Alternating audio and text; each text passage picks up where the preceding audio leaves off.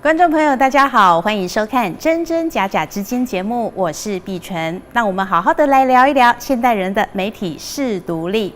这一集节目呢，我们要跟大家来谈一谈，分享不一定是美德。我们常常听人家说，好的东西就是要跟好朋友分享。但是你有想过吗？你分享的东西不一定都是好的哦，而且呢，可能因为你的亲戚朋友，你的分享给他们以后呢，造成说他们误入了这个陷阱，然后被诈骗等等之类的事情也发生的非常的多。所以今天呢，我们特别邀请到2位贵宾，要跟大家好好来谈一谈，为什么分享不一定是美德。好，现在来介绍这2位贵宾。首先，我们欢迎的是台南市政府警察局第3分局的林云豪副分局长，欢迎你。各位观众朋友，大家好，我是台南市政府警察局第3分局副分局长林云豪，谢谢。谢谢副分局长。然后接下来这位是我们长隆大学大众传播系的助理教授张英韶老师。大家好，我是张英韶。欢迎张老师。好，张老师，一开始我就要来请教你，为什么分享不一定是美德呢？是一开始主持人就说好东西要跟好朋友分享嘛。但是首先你要确认它是好的啊。这个好这个字哦，我们就常说你的好跟我的好有没有是一样的好？对耶。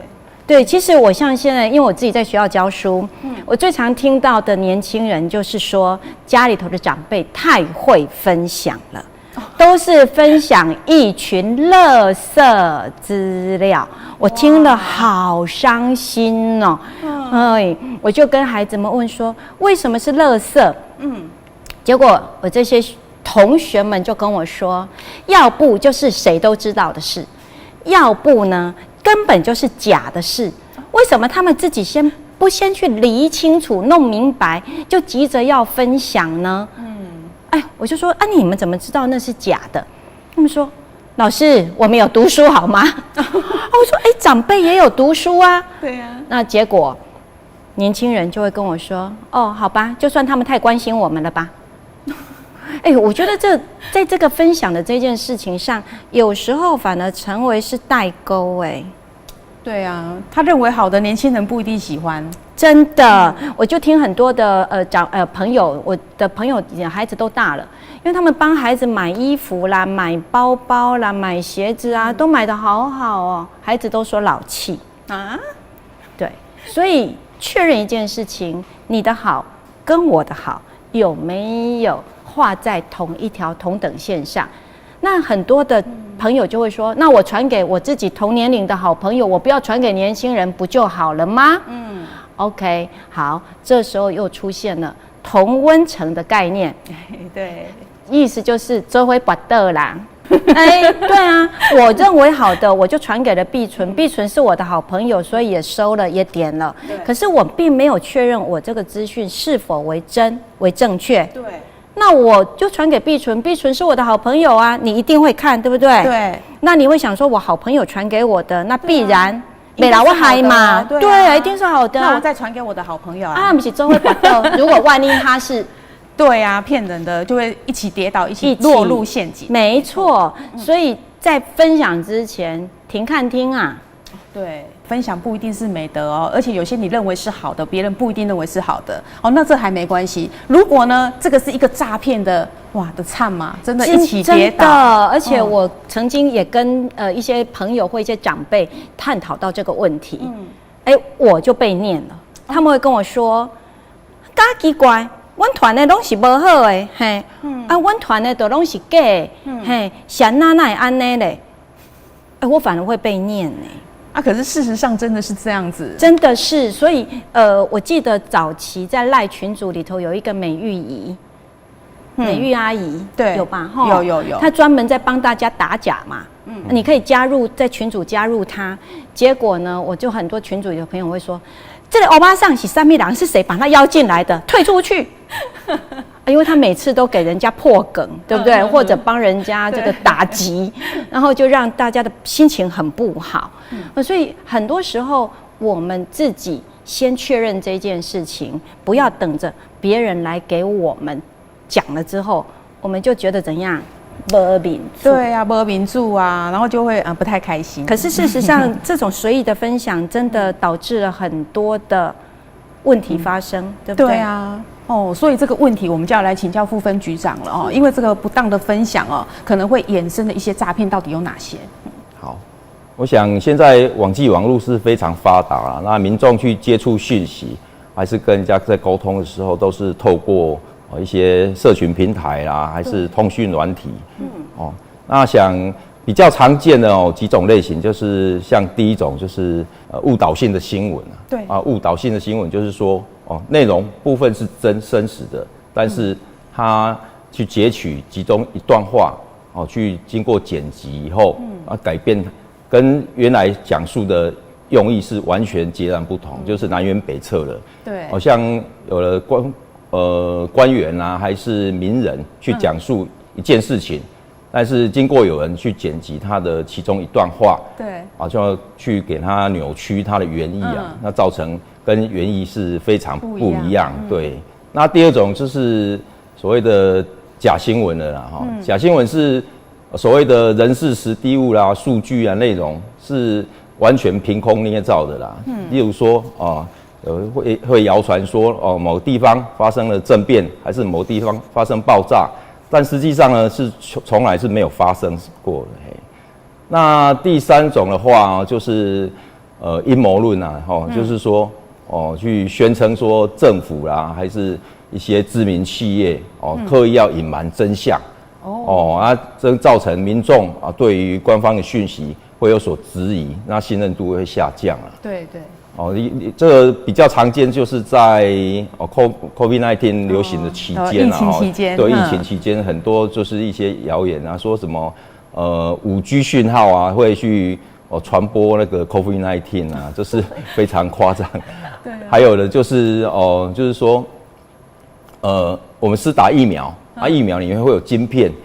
这也是谣传呐。对啊，还有谣传说用盐水漱口就不会得。对，还有说那个用漂白水可以治疫情，很夸张的一些对啊不实言论呐。那像第四种就是有假冒官方的公告啦，就像有一种假讯息啊，因为大家经常会看到用什么交通部宣告，然后本月20日起一些交通罚款会提高了，违规会那个罚款会提高，像每年固定都是一段时间就会一直在那边乱重来，就会每年再卷土重来。Google 一下就是输入本月20日起那个交通罚款会提高，这个很多这种假讯息就会在上面。对只是会经过官方啦，还是一些主流媒体去给他澄清，这是错误的啦。对啊，像最近就常接到那个什么罚金闯红灯1800，然后什么变成5400之类的，就是骗人。对，而且是以前就发生过。对。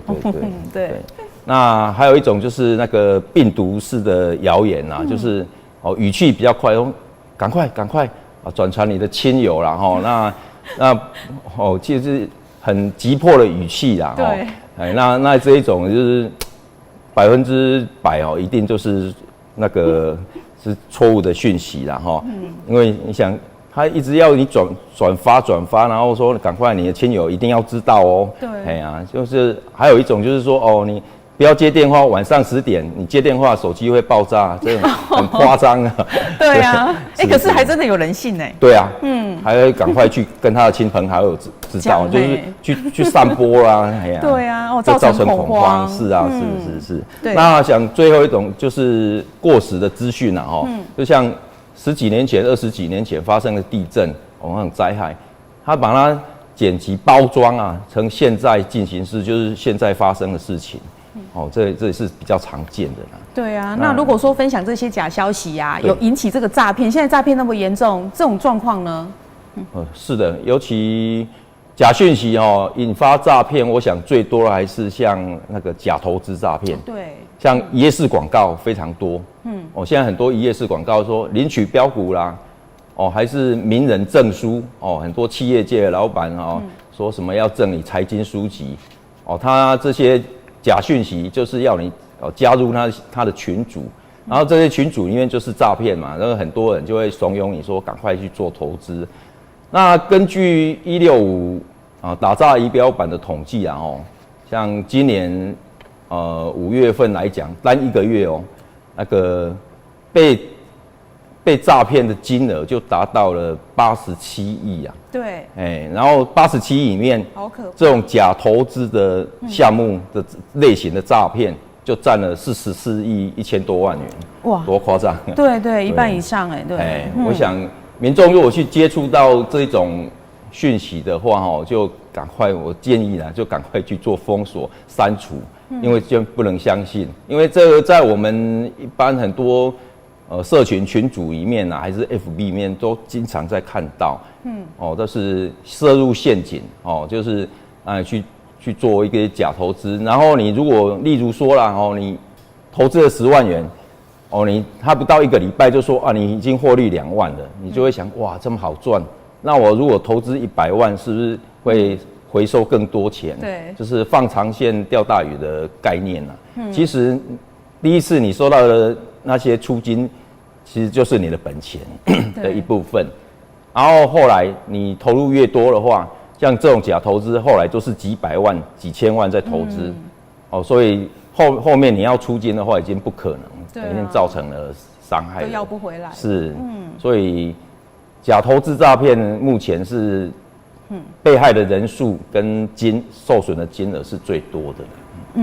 对。那英嫂老师，你看嘛，这样子的分享啊，可能说因为你传播错误的消息，然后引起了说人家受到伤害，甚至社会的恐慌，然后甚至会是诈骗对不对？这很严重啊。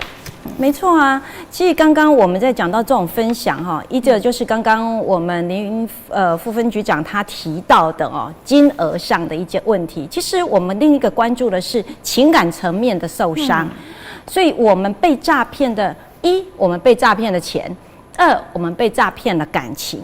那或许我们的民众会觉得说，哇，感情有什么好骗的？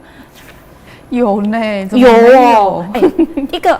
如果说不要谈什么交友深入的，第一个，当你产生了恐慌，当你对生活产生了疑虑，当你对生活产生了不安全感，你的情绪带动了你的身体健康，这也是一种很严重的事情，所以我们不要小看那。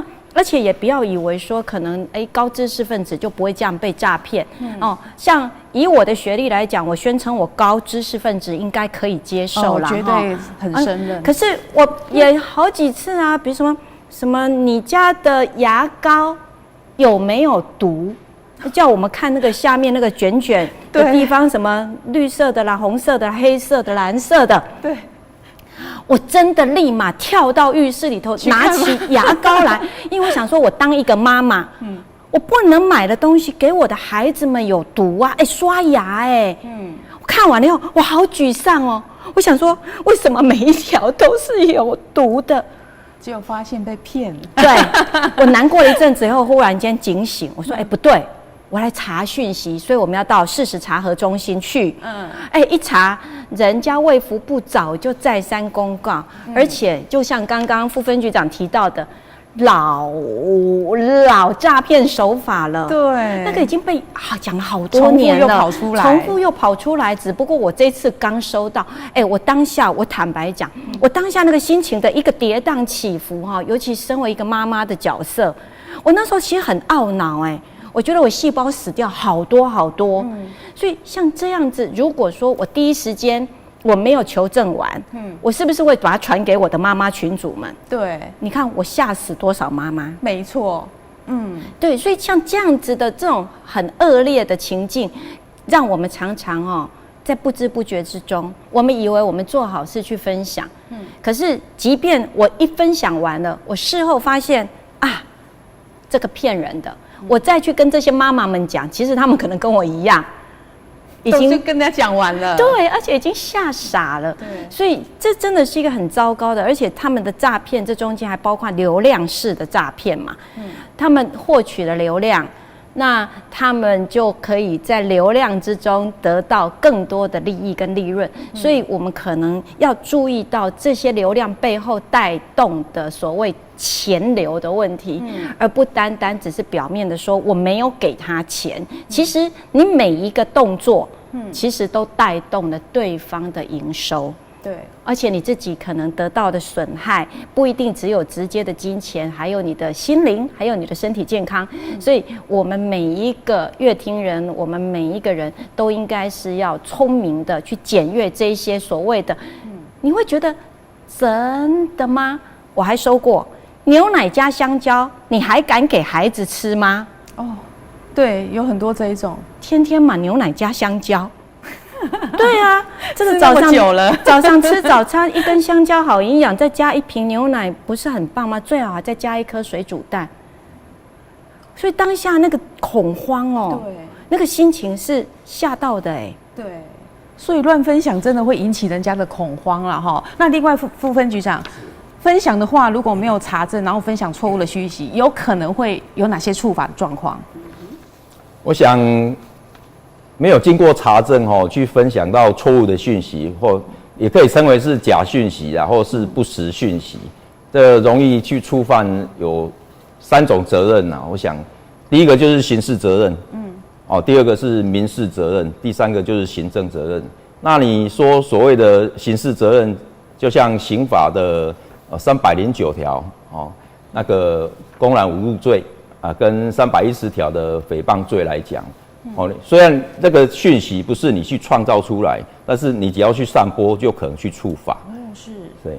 那还有像刑法的304条强制罪啦，还有305条恐吓公共安全罪这一种的部分你要造成恐慌啦，那就可能去触法。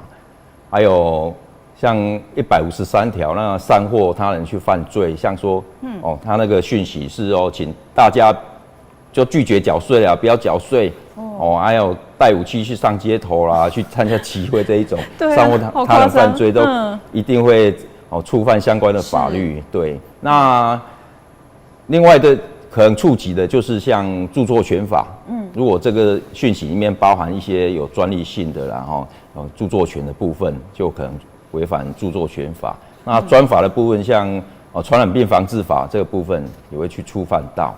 我想另外民事责任的话，我想就是不外乎就是金钱的补偿，还有名誉的维护嘛，这个部分。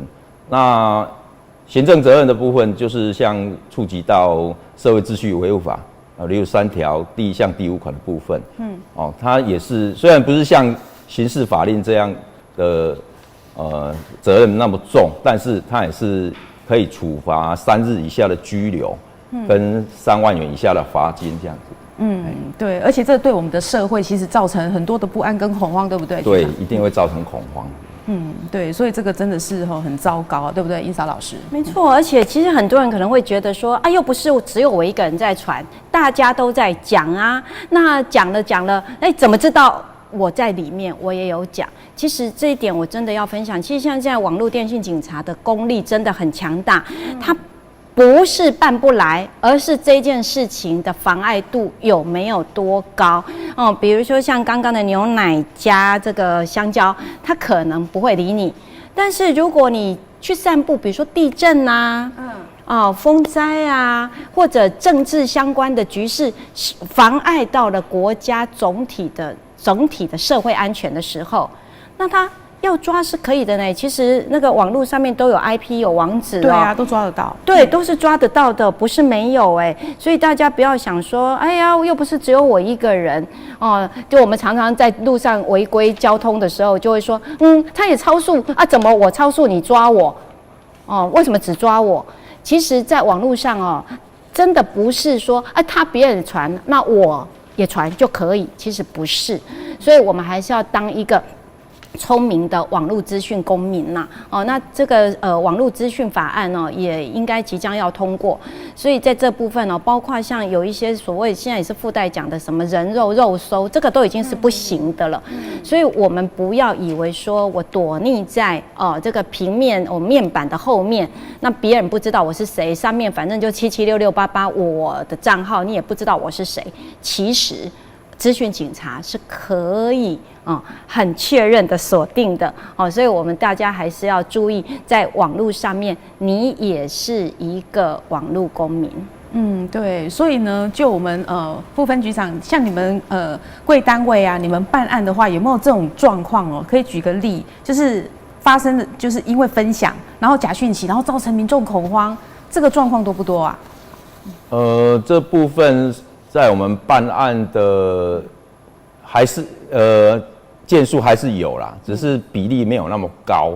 像我们比较经常办到的案件，就是像前几年，2020年那个 COVID-19 在流行期间，就会有很多人去散播这种假讯息，像说某间诊所还是某间医院，他医护人员全部染疫，然后造成很多民众的恐慌，去催挂啦，对，就不敢去就医啦。对。啊，那这种状况怎么办啊？这部分我们会马上去做一个查证啊，查证完以后就赶快跟利用媒体啦，然后去做一个澄清。另外澄清让民众去安心啊。对，还是要让人家知道正确到底是什么。对，正确实际的状况是怎样？对。这个我倒是可以分享，有实际的案例是名誉损毁的部分哈，因为那个案子比较大。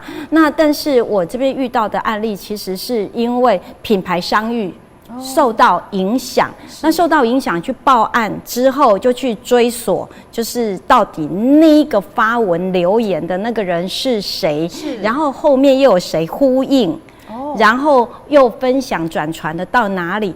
其实那个下来。几百很多人，那全部都有问题会有刑法的问题对，都有。那当然，后续有一些比较小咖的，可能就是一个简单的和解，因为这毕竟名誉这叫告诉乃论罪嘛，哈，那就是看这个受损的。那个品牌或者是那个店家，他们要不要提出，或者他针对谁提出？那有些就是说，可能就是写个悔过书，或者是说帮我发文回复名誉。可是比较短开，就是可能你讲的比较严重，你分享的比较多的这一些意见领袖群，他就直接告啦。对，哇，所以除了说这个比较小一点个人的损坏名誉以外，那像刚才副分局长讲的，就是这个引起社会的恐慌，大家都很慌乱啊，到底怎么样啊？然后医院全部都染疫，那我要去哪里看病等等的。所以请教副分局长这个久而久之，这个假讯息这样散播的话，会对我们社会造成什么影响？这个影响层面很广泛啦。第一个当然是说。造成恐慌了对。第二个就是会造成说民众对政府啦，还是一些企业的公告会信任度会降低啦。对。然后第三，我想可能就会影响到健康，就是刚刚讲的，你一些疫情，你如果去误传的话，他觉得去信偏方我有时候网络上会传一些像。吃什么东西可以治疗什么？去这种宣导这种假讯息的话，我们去相信，然后可能会伤害我们的身体啊。对啊，没错。最近我就有收到那个说，我们牛奶加一个东西可以解决三高，然后还可以解决痛风，你的癌症都会好，很夸张。你知道加什么？他说加那个地瓜叶。虽然这个都很健康，但是不能治病啊！你有癌症你要看医生啊，对不对？你三高也是要吃药控制，对不对？所以类似这种假讯息，我们就会想说，怎么可能？我们去查一下，跟香蕉牛奶差不多，差不多意思。不过我会觉得，从我们学理上来看也就是因为现在的网络资讯平台太过多元而复杂。那消息散布的太快，尤其是因为分享的关系，用等比级数再往下走，也就是因为这样，我们会特别去推所谓的民众的媒体素养。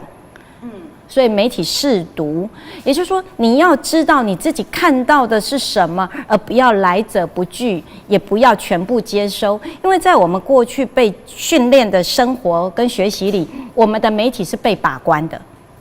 以前是很正式的媒体组织在把关，如果有错的话，政府就直接你这个媒体要关起来啊，我不爱够发执照给你了。事实上有过这样的案例嘛那现在太多的这些私媒体、这些私讯息，它是没有被把关的。再加上我们每一个人，如果不经意之间的推波助澜，它的走势就会更快。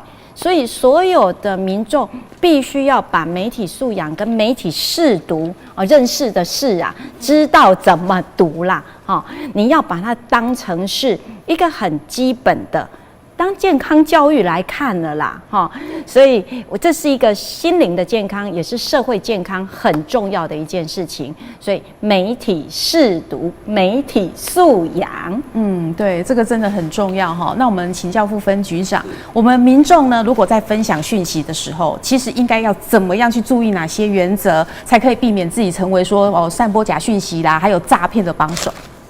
我想。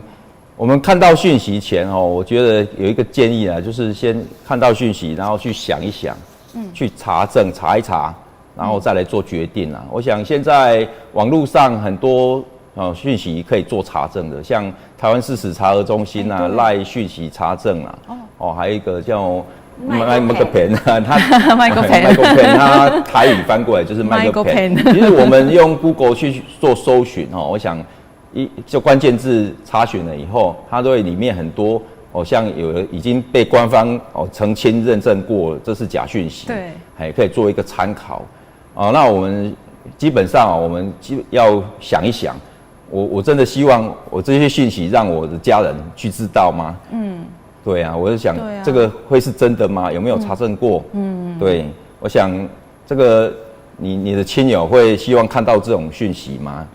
有其他来源佐证吗？我想这些部分都要经过思考以后再来做，因为凡走过必留下痕迹啦，对，想每个人都要为自己的行为做负责啦，对啊，尤其是现在真的像我们副分局长讲的，你就是要想一想，不要，尤其是看到刚才你说的，立马转发快一点，你再不快一点就要爆炸，什么这种很快的，那就是有问题嘛，他不让你想对不对？所以这种的也很多是不是副分局长？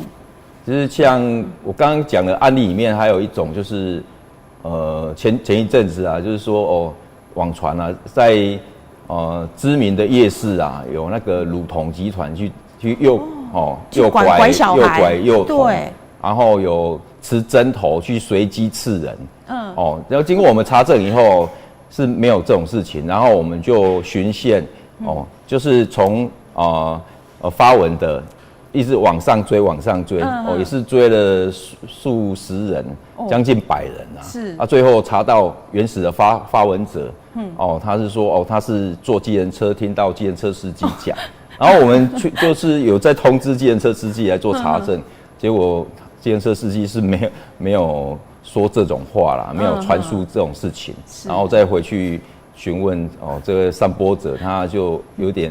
我说他可能记错了啦，自己编一个借口啦。对，但是然后我们还是依照相关的法令给他做移送，然后我们也立即发新闻稿做澄清，来去消弭民众的一些恐慌啊。